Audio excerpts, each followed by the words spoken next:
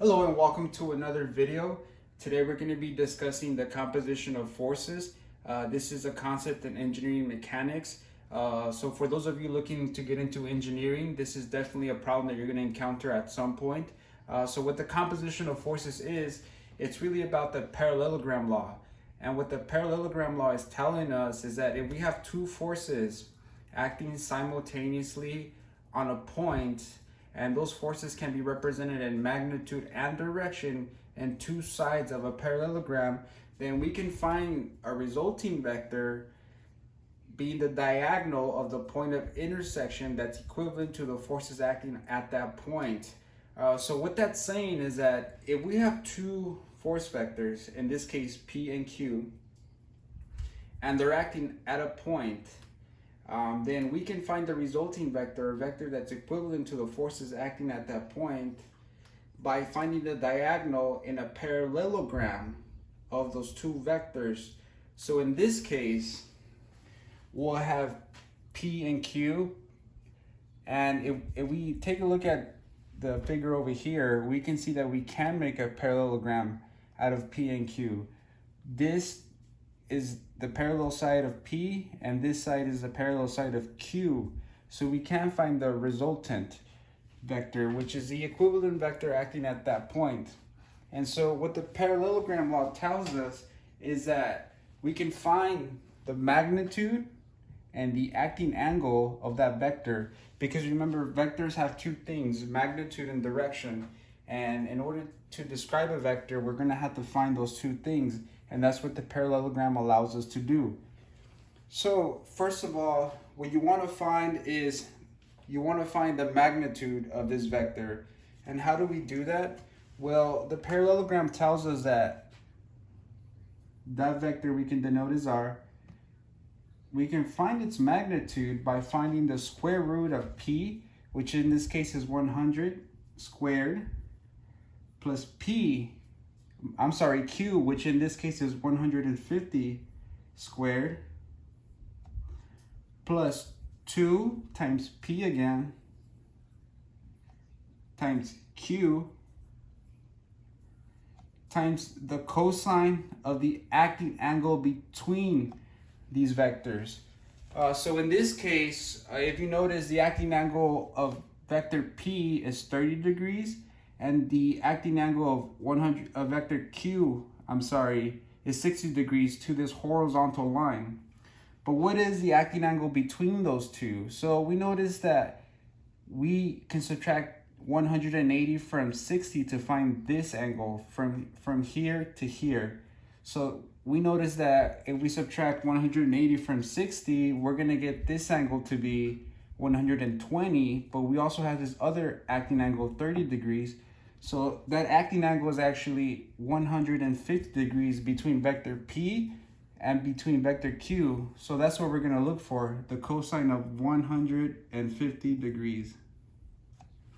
So this formula is going to allow us to find the magnitude of that vector, which is the first thing we need in order to describe that vector, is its magnitude.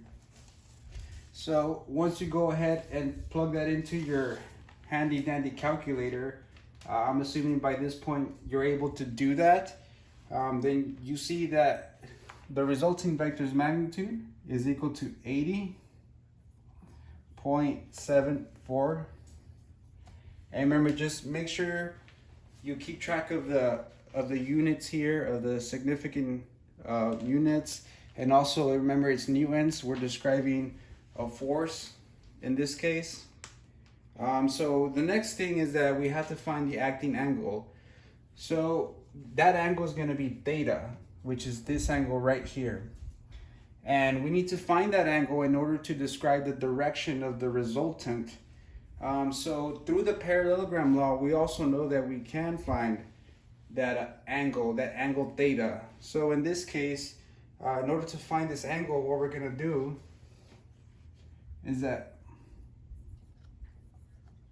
to find this, we're going to multiply Q times the sine of theta over P plus Q times the cosine of theta. So that's going to be our formula that's going to allow us to find that angle, that acting angle of the resultant in order to describe it. We know that Q is 150, and like we said, the acting angle between vector P and vector Q is 150. So this is going to be 150. And this is going to be 150 degrees. Because that's the acting angle between them. That's theta in this case. And in the bottom, we're going to get P, which is 100, times Q, which we know is 150. And like I said, theta is the acting angle between vectors P and Q, which is 150 degrees. So once we plug that into our calculators, what we should be getting, and you could go ahead and do that on your own too, is we actually get a negative number because the cosine of 150 degrees is actually negative square root of 3/2. So if you do the arithmetic, we're actually going to get a negative number. And that negative number is going to be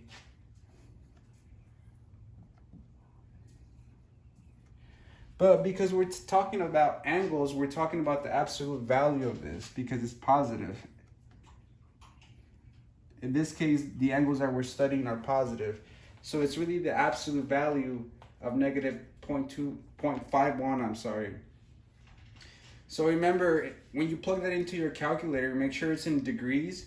And in order to get that appropriate angle, you're actually taking the inverse of tangent.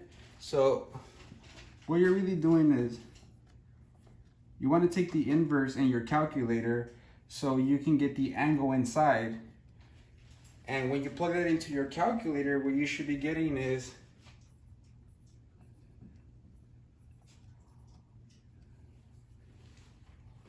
and that's the acting angle, so that's going to be theta, which is going to be this angle right here.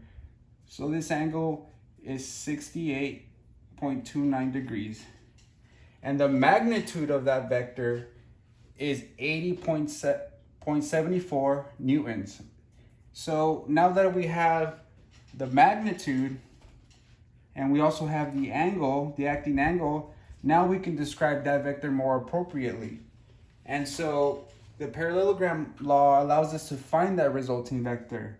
We can now describe it. So now we found that vector that's a diagonal in a parallelogram of the two adjacent sides of the original vectors, which are P and Q in this case. I'm going to be doing another problem using the triangle on my page. So if you're struggling with this topic or you want to look more into it, please make sure to look at that video. I hope I didn't leave out too much. I hope I didn't stutter too much. And if you found this helpful, I beg you to check my page out. Thank you and have a good day.